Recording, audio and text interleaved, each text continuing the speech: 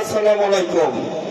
আমি আমার বক্তৃতার প্রথমে শ্রদ্ধার সাথে কৃতজ্ঞতা জ্ঞাপন করছি বিশিষ্ট রাজনীতিক, বিশিষ্ট সাহিত্যিক, বীর মুক্তিযোদ্ধা, সাবেক সফল মন্ত্রী, তিতাস উপজেলার প্রতিষ্ঠাতা, বিএনপি স্থায়ী কমিটির সিনিয়র সদস্য ডক্টর খন্দকার মোশাররফ হোসেন স্যার, ওনার সুযোগ্য উত্তরসূরি, বিশিষ্ট রাজনীতিক, বিশিষ্ট সমাজসেবক, সুপ্রিম কোর্টের আইনজীবী, বিএনপির নির্বাহী কমিটির অন্যতম সদস্য ডক্টর খন্দকার মারুফ হোসেন সাহেবের নিকট, কারণ এই দুই অভিভাবকের আশীর্বাদে আপনারা তিতাস উপজেলার 9টি ইউনিয়নের কাউন্সিলর, ডেলিগেট, অতিথিবৃন্দ সকলের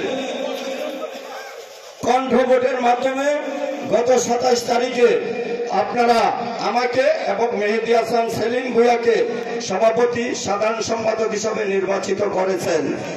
তার জন্য আমরা তিতাস উপজেলার বিএনপির পক্ষ থেকে আপনাদেরকে জানাই কৃতজ্ঞতা এবং অভিনন্দন।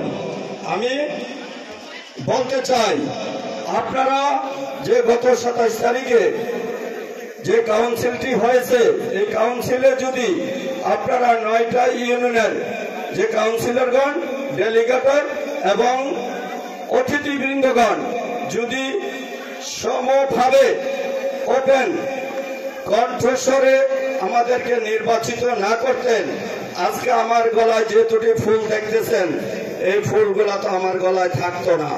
তার জন্য আমি বলতে চাই, আপনাদের কাছে আমরা দুইজনেই ঋণী, কারণ আপনারা যে সম্মানটা দিয়েছেন, সম্মানটার কিন্তু আপনারা দাবিদার। আমাদেরকে সম্মানিত করেছেন আপনারা, এই কারণে ফুলটা আপনাদের জন্য প্রযোজ্য। আমি বলতে চাই, এই ফুল আপনাদের জন্য, আমাদের জন্য না। আপনারা 1000 লোক ছিলেন ওই দিন এই হাউসে, 1000 লোক স্বতঃস্ফূর্তভাবে আমাদেরকে সমর্থন করছেন বিধায় আমরা সভাপতি এবং সাধারণ সম্পাদক নির্বাচিত হয়েছি।